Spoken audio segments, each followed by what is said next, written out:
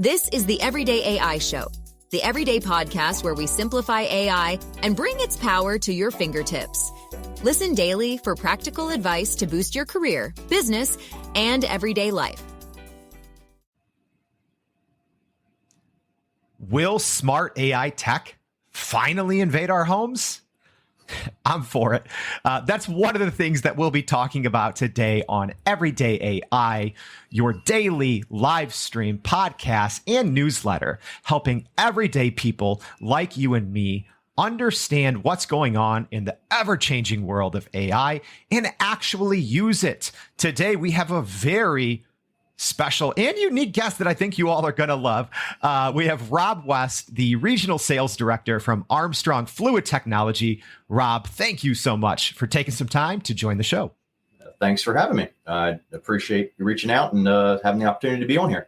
All right, let's do it. So first, before we jump into how smart tech may eventually invade our homes and bringing AI into our homes, let's talk about a couple of the big developments in AI news. So one of the first ones I'd love to talk about is, Meta. So, the Facebook parent company, they've announced that they're going to start using generative AI to essentially allow companies to run, it'll be millions of tests to see what makes us click, right? What's going to help them sell whatever that they're selling. So, we won't even know that they're using this technology on us, I guess, but it's probably big for the ad industry. Rob, is it creepy? Is it cool? Like, what do you think? I've always had a more off opinion about it, that when it's like, click this box for targeted ads, if I'm going to watch an ad anyways, it might as well be something I really like. I mean, you might as well pitch me something that is about me, whether I want to see it or not. If I have to see it, it might as well be about me. So I like more specific, I would say. Oh, I'm here for that as well. Yeah, I'd rather get more relevant ads, even if it is a little creepy and too relevant. So yeah, we'll see how that goes with Meta testing generative AI built into their ads tools. The second one, another generative AI story. So a story came out just about the company Rewind, and they're really making a splash. And a lot of generative AI companies are making a huge splash when it comes to raising money and their valuation. So a lot of venture capital companies and investors are just looking to invest in any companies that are really into this generative AI space. So that's just, helping people create something with AI. So, real quick, Rewind is a company I'd love to get the founder on the show, FYI. But it essentially, again, talking about creepy, Rob, like they essentially record everything that goes on your computer, regardless of what program. But then you can ask it anything that happened. Hey, that PDF from 3 weeks ago, that email from yesterday, that presentation from 6 months ago, and just talk to it. So this is, in the way the economy is going right now, this article, which we'll link to in the daily newsletter, is saying that these generative AI companies are just being able to raise money at an insane rate. So Rob, would you ever use something like that? I need something like that. I have so many documents and PowerPoint and slideshows that I have on my computer. As you're saying this, I'm like, what does it cost? I go to look up something. I'm like, I feel like I used it yesterday and it's just gone. Where did I put it? To be able to recall like that, that would be a very, that's intriguing. I do like that. Yeah, probably one of the reasons they're already, probably going to have $1 billion valuation before even launching. So our third kind of big story of the day, actually an in-depth article in Pitchfork. Again, we'll link this in the newsletter, but saying about how, hey, musicians are already using AI more often than we think. We've talked about on the show before, Grimes, as an example, said, hey, we'll do a 50-50 split with anyone who does an AI generation of her music. But, this Pitchfork article is saying it's being used way more than we think it is. And, the big companies are already starting to release these tools. I don't think people are using them a lot. So, OpenAI has Jukebox. Google just released, Music LM. So, being able to take a little text prompt and being able to make a little song or at least, a hook or a melody. Rob, where do you see this going? Is this going to take off, or is this going to be kind of dead on arrival? It's going to depend because, of course, as a musician, myself as a drummer, I want to do everything myself. But there are plenty of times where we discuss where you get kind of stuck or if you're copying directly somebody else's song, but you don't mean to just because it's stuck in your head. I could definitely see that going in a good direction. That's something I'd like to see where that ends up, or how much it might be able to take over when we don't even realize in the first place. Yep.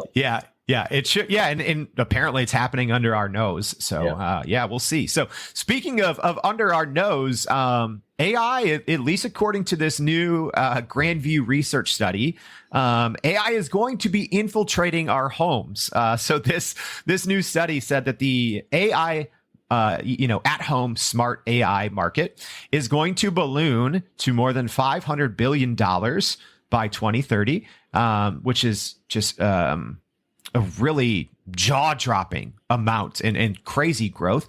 I do feel, at least right now, like AI hasn't, at least my home, aside from a Nest thermostat or something like that, I don't think AI has really made its way into the homes of the most everyday Americans. Rob, this is kind of your area. Like, what do you see with AI's, smart homes? Is it going to catch on anytime soon? I think it's on the manufacturers of equipment to understand the applications that you can actually use this for. You've heard me say before that energy efficiency is like the key word to the entire states right now. Is how can I be more efficient with my energy? And at the end of the day, aside from whether you like it or don't, I want to spend the least amount of money as possible to heat and cool my house, right? Mm-hmm. And using an AI type system that can suggest and prompt you how to run your house properly. I actually looked up this morning just HVAC using AI or something on Google. And the first article that I could read quickly without actually clicking on it was an AI type service telling you how to run your house more efficiently than you can yourself by suggesting, hey, instead of, as you said, a Nest thermostat kind of, it will learn your schedule in and out of your house and then adjust your temperature accordingly. But we could go much larger than that as far as, using your electric at the right time of the grid, maybe when the prices are higher or lower, or controlling your humidity at the same time with the energy efficiency in mind. That's a whole smart home could be, effective with your solar panels, could adopt your HVAC needs up and down as your load would change as far as the energy that's already coming into your house and what it costs you. That's a big way that things can move around. But that energy efficiency market, those who are going to get into that as far as manufacturing is going to be huge to who is going to be the most optimized for this type of technology. Sure. So Rob, give us a little bit of insight on, exactly what your role is at Armstrong Fluid Technology. And then we'll talk a little bit more about some of the use cases that you've been using. But, real quick, kind of, what's your kind of day to day, just so we can, understand some of these applications and use cases that we're going to be talking about. Yeah. So I work with distribution contractors, rep networks. I work with those individuals to help educate them from Armstrong, what Armstrong's offerings are, commercially, even to residentially. And then I am personally taking the task of using, I will say, newer technology. Mm-hmm. Not to say that I'm the youngest person out there anymore. I was at one time, as we all were. But I've seen continually that older individuals use technology less and less. Sure. And there are those who really do adopt it, and it is quite shocking every time I do find someone that's older, more seasoned, I'll say, and using any type of newer technology. But as the younger generation here is growing up, we are all running and kicking for this kind of stuff, and we know how to use this type of stuff and grew up with it. And being able to bring that into an industry that heating and air conditioning, construction trades in general, I would say, are very old school. And very slow moving to adopt new technology. And in moving forward, that only has to exponentially grow as far as adoption. And that'll go hand in hand with, the older mindset retiring, moving out of the workforce, and younger people moving in. There's going to have to be an influx of young people. We've been understaffed in this industry for a very long time. And with younger people is going to come more innovative technologies. And adopting this is going to hopefully do very, very well in the U.S. here. Yeah. That's a great point because, it's not like everyone here has the same goal, right? Like, of course, I want to be able to, keep my house at the right temperature and to be efficient and to not pay more. But, when you think of the HVAC industry, you don't think AI, right? You normally don't put, one and two together there. So I'd really love to hear just a quick story about the first time maybe you said, "Hey, let's use a little bit of AI in our processes here." Was it hard to convince people, or were you just like, "All right, I'm just going to go for this, do it, and show people the results"? It's still hard. And I just had a conversation with someone a couple weeks ago, to be unnamed, that for Armstrong, we have pumping technologies, fluid flow, but a pump specifically could be moving hundreds, thousands of tons worth of heating and cooling. For example, my house has 4 tons. So very large applications. And selecting that equipment is very key, especially when you get to that size as far as efficiency standpoint. And we were talking about being able to use an AI service to help select the correct equipment to someone who, for example, has no idea what anything is. And it's the trust that would give you the right feedback. Because we know with Chat GPT, there are times where it gives you 100% correct answer in its own mind that was entirely fabricated and made up and it has no truth whatsoever. If you ask it the right question in the right way, of course, right? So to ask something that to do that, but my follow-up immediately to that was, you can ask that, like, if we ask Chat GPT what the correct selection for a certain application in heat and air conditioning would be, you can ask it to tell you how it got to that solution. It's not a black hole where the answer comes out and you have no way to check up on it. You can just ask, how did you get to this answer? So there are even checks in a free open source software that already exists to think of a company being able to apply that. I know here at Armstrong, we do have these type of systems where we will optimize your plant efficiency to run your entire commercial space as efficient as possible. Our pumps, our newest pump, just being able to run the data off of it and know you have energy in, energy out, understand your pump curves, to get very technical very fast. But you can be anywhere from 25 to 65% efficient on your energy consumption. And just imagine being able to have the ability to say, hey, here's where your efficiency is right now. By changing out the actual pump and technology that you have here, upgrading to the Armstrong way, we can give you 50% reduction on your energy bills. That is an insane conversation piece. And honestly, when I was recruited for Armstrong to come here first, I thought there is no way that much efficiency can be saved out of something already, right? And that was, it's true. I mean, I've seen the numbers myself. I've heard the case studies. And to bring that down to a residential level is a huge application. I think on the commercial market, you see a lot of those. There's a lot of controls, a lot of complicated topics and everything. But on a residential side, the closest to AI we get, again, is a Nest thermostat, an Ecobee, some type of Wi-Fi connected thermostat. A whole house solution or even a pre-installation solution would be really key. Yeah.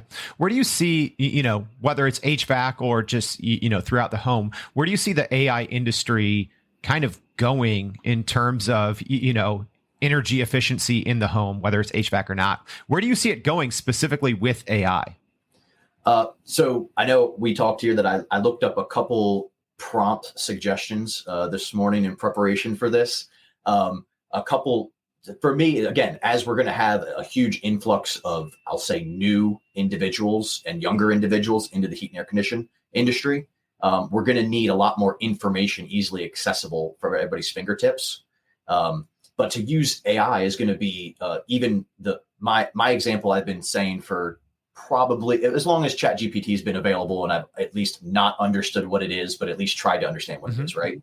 Is that we can use this to be like a sales tool almost, and not to sell, I'm going to persuade you extra hard into upgrading your HVAC equipment.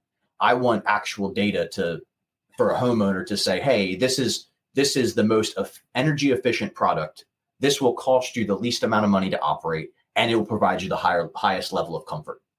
And being able to plug and play into an AI that will help you generate a proposal. I looked up the contract terms and conditions to help someone write that. It gave me back 10 bullet points, which if no one's put into ChatGPT, give me the help me with terms and conditions. That was the most informative thing for 90% of all contractors. That should be your first question, and that'll help you the most. Yeah. And then also, I know that there's art applications for OpenAI, where at the same time you have every house that you walk into, or every even commercial plant that you walk into, you're going to have to, with most heat and air conditioning, if you're putting in something new, the biggest problem most people say is, I don't want to see that on my wall. I don't want to have anything change in my environment. So if you could work with an AI to add, registers and vents and grills into the house, a picture already live, and maybe also rearrange the furniture a little bit into the room, I guarantee you no one will notice whatever the heat and air conditioning system is that you also added to that picture at the same time. Yeah. It's just a perception of, again, it's always been done the way it's been done. And that's the only way people want to do things, right? It's always worked. So I'm going to keep doing it. And people who do adopt an AI are going to push forward instead of, if you're sitting still, obviously we've always said, if you're sitting still, you're losing. You have to be pushing forward. Yeah. That's a great point. So speaking of that, pushing forward and adapting to new technology, as we wind down here on the show. So what's your, you said that you're in an industry that moves a little slower.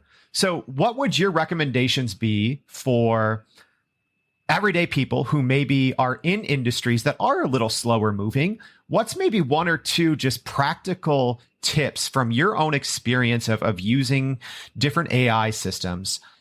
What's your takeaway for, to be like, hey, go do this, and this will help move things forward a little bit in a slower moving organization? Yeah, not to go the simplest answer possible, but I mean, I guarantee that I would imagine 95% of everyone in the heat and air conditioning world alone have not even tried to mess with anything like this. Mm-hmm. And just to be very simple for ChatGPT, to go on there, create an account, have it. There's nothing fishy about it as far as doing that to my knowledge, and start playing around with it. Ask it some questions, and you're going to see the answers that come back. For me, were like mind blowing that this exists. And as soon as I started asking, the more and more questions I did, the more I realized, if I'm not using this, I'm falling behind. And again, standing still is great. You can continue to do what you've always done. But everyone else, if they start moving ahead of you above and beyond, you're going to need to move with them. So those who adopt any type of AI technology and adopt the most of it as soon as possible and kind of grow with it are going to be the ones who have the most success in the heat and air conditioning and construction in general world. Those are going to be the most successful companies and people that have really good understanding of how it works. And you're not going to ask a question that is going to be, you're not going to break any rules. You're not going to, ChatGPT is great. You're going to end up with a ton of dead ends. But this one other thing that I had done this morning real quick was I asked it if it could diagnose a fault code on a branded unit of specific. And it gave me the top 8 fault codes and what they mean. I didn't suggest or ask it what a specific fault code was. It just gave me 8 ideas of the nearest code. So again, even as a service technician myself for a long time, I was that being able to be at the outdoor unit and say, you don't know what's going wrong with the unit. It's an open book test, guys. We don't need to know the answer. We just need to know how to access it. And I'm telling you that if you haven't used ChatGPT, it has so many more applications. I'm still discovering them myself, but it's a great starting point. It's like going to the old guy in the field and asking him, what do I do? Except it's on your phone or your computer, and you're able to ask the internet what to do, and it's going to give you an answer back, which is great. Yeah. Well, amazing. And, as we wrap up, Rob, I think you said it so perfectly there. So, saying if everyone else is moving forward, you can't be the one standing still. And I think you had just great advice on saying, just go and ask it questions, and, like Lauren's saying here in the comments, like, you just have to know how to prompt it. You just have to be able to talk to it. So Rob, thank you again for joining the show. Very much appreciate your insight. So thank you for joining us. And speaking of, Rob mentioned ChatGPT. Go in and use it. We're going to have more info in our newsletter about this and to give you some practical tips on how to do this regardless of your industry. But go to youreverydayai.com, sign up for our newsletter, and we are actually giving away the premium version to ChatGPT. So sign up and we'll give you more information on that. So thank you for tuning into the live show or listening on the podcast, reading the newsletter. Rob, thank you for joining us. Thank you very much. I appreciate it. All right. So we hope to see you back Monday and every day with Everyday AI. Thank you. And that's a wrap for today's edition of Everyday AI. Thanks for joining us. If you enjoyed this episode, please subscribe and leave us a rating. It helps keep us going. For a little more AI magic, visit youreverydayai.com and sign up to our daily newsletter so you don't get left behind. Go break some barriers, and we'll see you next time.